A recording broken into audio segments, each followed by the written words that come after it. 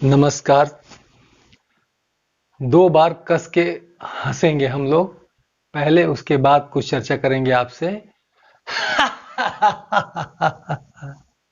और एक बार। आज हम चर्चा करेंगे रिलेशनशिप के बारे में। परिवार में अक्सर बहुत लड़ाई झगड़े हुआ करते हैं। पति से पत्नी की नहीं जमती, पत्नी से पति का नहीं जमता, बच्चों से प्रॉब्लम, माँ बाप से प्रॉब्लम, भाई भाई में प्रॉब्लम। तो ये जो समस्याएं हैं, परिवार में जो प्रॉब्लम्स क्रिएट हो रहे हैं, इसके बारे में हम चर्चा करेंगे कि कैसे इन समस्याओं से निपटें। तो पहली बात तो ये हमको समझना होगा कि हमें हर चीज को स्वीकार करना पड़ेगा। पति जैसा भी मिला है, बच्चे जैसा भी मिले हैं, माँ बाप जैसा भी मिले हैं, पत्नी हमारी जैसी भी मिली है, उन्हें हमें स्वीकार करना पड़ेगा। क्यों? क्योंकि जो कुछ भी हमको मिला है वह हमारे ही कर्मों का फल है। पति हमेशा परेशान करता है, तो इसमें आपको यह समझना है कि ये हमारे ही कर्म का कहीं ना कहीं फल है। किसी किसी का पति तो बहुत अच्छा मिलता है, ये उनके कर्मों का फल है। तो जब हम इसको स्वीकार कर लेते हैं कि जो भी मिला है वो हमारे ही कर्म का फल है, तो हमें शांति मिल जाती है। हमारे अंदर से चिड़चिड़ापन, जो द्वंद्व है, क्यों ऐसा मिला, ऐसा नहीं मिलना चाहिए, ऐसा होना चाहिए, पति पत्नी ऐसी होनी चाहिए, ये बच्चे ऐसे क्यों आ गए, क्यों मिल गए ऐसे बच्चे, ये जैसे ही हम भावना को हटा देते हैं, हम जैसे ही स्वीकार कर लेते हैं, हमारा टेंशन, तनाव, दुख, परेशानी सब खत्म हो जाता है। आप करके देखिए। विरोध जहां हमारा मन शुरू करता है, ये ऐसा क्यों है, ये ऐसा होना चाहिए था, कहां से लाओगे दूसरा पति? जो मिल गया वो मिल गया, बस। आप उसको स्वीकार करिए कि ठीक है, उसी में आपको खुशी मिलने लगेगी। और कोई दूसरी पत्नी मिल जाए बहुत अच्छी, या कोई पति बहुत अच्छा मिल जाए, तो उससे खुशी ही मिलेगी, ये कोई जरूरी नहीं है। जो मिला है उसको अगर आप स्वीकार कर लेते हैं मन से कि ये अच्छा है, तो वो अच्छा है। अच्छा बुरा कुछ है ही नहीं, वो हमारे मन की स्वीकृति है। हमारा मन जिसको अच्छा मान ले वो अच्छा, मन जिसको बुरा मान ले वो बुरा। बाकी दुनिया में कोई भी चीज ना अच्छी है ना बुरी है, वो हमारी मान्यता के ऊपर है कि जो भी परिवार में हमको मिला है, सबको हमें हृदय से, मन से स्वीकार करना है कि ये हमारे अपने हैं और इन्हीं के साथ हमको रहना है, इन्हीं के साथ जीना है। तो जैसे ही हम स्वीकार करते हैं, एक दिन आप प्रयोग करके देखिए, एक दो दिन प्रयोग करके देखिए, कोई विरोध मत करिए, सबको बिल्कुल अपना समझिए, बिल्कुल तनिक विरोध नहीं कि ये ऐसा नहीं होना था, ये ऐसा होना था, ये नहीं मिलना था, वैसा मिलना था, ये ऐसा क्यों हो गया, ऐसा क्यों नहीं हुआ, कुछ नहीं। ये सबको हटा करके जो है, जो मिला है, जैसा है, स्वीकार। दूसरी बात यह है कि परिवार में सुख शांति के लिए आप परिवार के एक एक सदस्य के स्वभाव का अध्ययन कीजिए।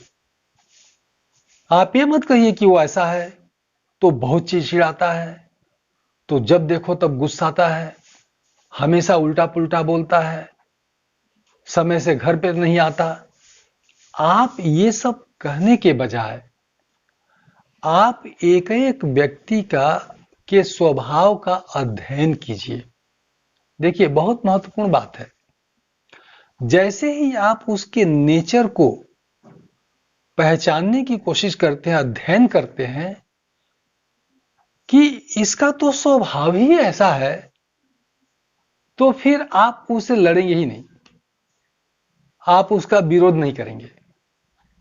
जैसे किसी परिवार में, परिवार का जो मुखिया है वो पिता भी हो सकते हैं, मां भी हो सकती है। आप उनके स्वभाव का अध्ययन करिए कि वो हर 10 बात में कहीं ना कहीं गुस्सा जाते हैं, चिढ़ जाते हैं, चिड़चिड़ाने लगते हैं। जब भी कोई काम में लगा दो, कोई काम करना शुरू करेंगे तो चिड़चिड़ाने लगेंगे, अनाप शनाप बकने लगते हैं। तो आप इनके स्वभाव को, नेचर को पहचानिए कि जब ये काम में लगते हैं, जब कोई काम करना शुरू करते हैं और हर 10 मिनट के बाद, 15 मिनट के बाद ये गुस्साते हैं, ये चिड़चिड़ाते हैं। जब हम जान लिए कि ये इस स्वभाव के हैं तो उसको आप स्वीकार कर लीजिए, ये तो ऐसे ही है, इनका तो नेचर ही है।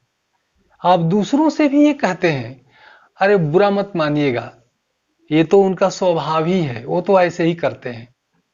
उसी दिन से आप वो क्या कह रहे हैं उस पे आप लड़ेंगे नहीं, क्योंकि आप समझ गए कि ये उनका नेचर है और उनके स्वभाव को हम बदल नहीं सकते, क्योंकि स्वभाव को बदलना आसान काम नहीं है, बहुत कठिन काम है। तो उनके नेचर को जब हम समझ गए तो फिर कोई प्रॉब्लम नहीं है। ऐसे ही पत्नी के स्वभाव का अध्ययन करिए, पति के स्वभाव का अध्ययन करिए। अब पत्नी है, अब आप अक्सर देखते हैं कि पत्नी जैसे ही पति घर से जाता है तो पहले ये पूछ लेती है कि आप आओगे कब।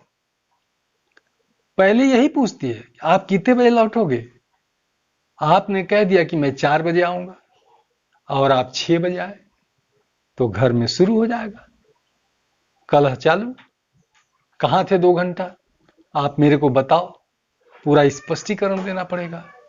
तो जब आप जान गए इस स्वभाव को कि हम जब भी बाहर जाते हैं तो पत्नी पूछती है कितने बजे आओगे, तो अगर हमको 4 बजे आना है तो आप उसको यही बताइए कि हम 5 बजे आएंगे और आप 5 बजे आइए। 1 घंटा का आपके पास टाइम है, आराम से आप आइए। क्यों आप बोल देते हैं कि हम 4 बजे ही आएंगे, क्योंकि इतनी सी बात से वो चिढ़ती है। तो हम जैसे ही समझना शुरू करते हैं, एक एक व्यक्ति को, परिवार के भाई को, बहन को, पति को, पत्नी को, मां को, बाप को, सबके नेचर का बैठ के अध्ययन करिए। 1 हफ्ता 2 हफ्ता में आप अध्ययन एक एक का करते जाइए और जिसका स्वभाव जैसा है उसको पहचान कर उसके साथ वैसा व्यवहार करिए। अच्छा स्वभाव है तो अच्छी बात है, वो तो बढ़िया है ही। किसी का चिड़चिड़ापन वाला स्वभाव है तो अभी चिड़चिड़ापन वाला स्वभाव उसका तो है ही, उसके लिए क्या कर सकते हैं, वो तो चिड़चिड़ाएगा ही। तो हम जैसे ही स्वीकार भाव अपनाते हैं वैसे ही हम खुश रहते हैं। परिवार में कोई विवाद नहीं होता है मात्र अध्ययन से। ये जानवरों पे भी लागू होता है, हर प्राणी के ऊपर लागू होता है। मैं आपको बताऊं, एक मेरी गाय थी।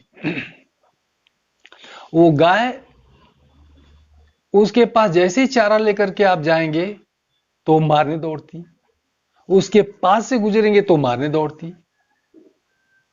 बस उसका एक ही स्वभाव है कि वो मारने दौड़ती। दूध बहुत अच्छा देती थी।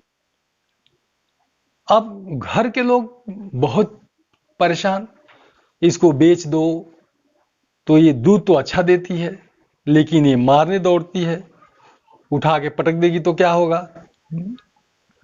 उसके पास जाना ही हमको कब है, दूध निकालने के लिए, चारा देने के लिए, उसको खूंटे पे बांधने के लिए। तो उसका हल निकाले कि भाई उस गाय का ये स्वभाव है कि वो मारने दौड़ती है, हम उसको तो बदल नहीं सकते। गाय को मारना ठीक नहीं है क्योंकि मारने से भी कुछ नहीं होगा। तो एक रास्ता यह है कि एक डंडा लेकर के उसके पास जाया जाए। तो जब भी चारा डालने जाते एक डंडा रख देते हैं, वो कुछ नहीं करती। उसको यहां से वहां बांधना है तो डंडा लेकर चले गए, बस इतना सा हल है। कई वर्षों तक वो गाय रही, अब बहुत अच्छा दूध देती थी। तो कुल मिलाकर के यह जीवन समझ से चलता है। अगर हम किसी चीज को समझ जाते हैं और समझ के वैसा व्यवहार करने लगते हैं तो हम खुश रहते हैं, हमको किसी चीज से टेंशन नहीं होता है। एक आखिरी बात कि वास्तव में प्रॉब्लम किसी के चिड़चिड़ाने से नहीं होता, वो प्रॉब्लम हम चिढ़े हुए रहते हैं इसलिए होता है।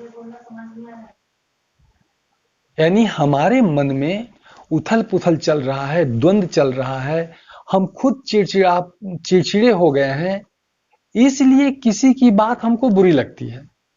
अब आप देखिए, मां किसी दिन बहुत अच्छे मूड में रहती है तो बच्चा धूल लपेट करके आता है, पूरा कपड़ा गंदा करके आता है घर में, तो उसको गले लगा लेती है, गोद में उठा लेती है। अरे मेरा बेटा कितना आज खेला है, आज पूरा खेल से पूरा शरीर गंदा कर दिया है, चलो मैं तुमको नहला दूं।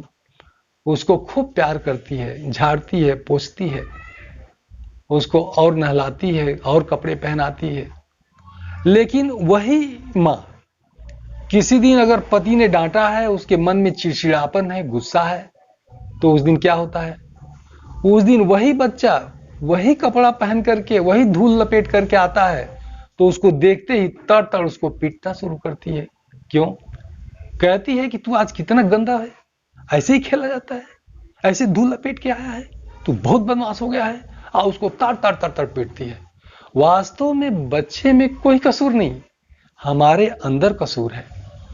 हम दूसरों को दोष हमेशा देते हैं जबकि दोषी हम खुद होते हैं। अगर हमारे मन में चिड़चिड़ापन है, बेचैनी है, द्वंद्व है, टेंशन है, तो हम हर चीज को टेंशन के रूप में देखते हैं, हर चीजें हमको खराब दिखाई देती हैं। अगर हम खुश हैं तो हर चीजें हमको अच्छी दिखाई देती हैं। तो सबसे अच्छा तरीका यह है कि हमें संसार में रहना है तो संसार के एक एक चीज को जो हमसे रिलेटेड है उन चीजों को हमें समझना है, अध्ययन करना है। हर चीज को आप अध्ययन करिए और उसके साथ वैसा ही आप व्यवहार करना शुरू कर दीजिए। फिर आप भी खुश, परिवार भी खुश, हम भी खुश, सब खुश। बहुत बहुत धन्यवाद। सबको नमस्कार।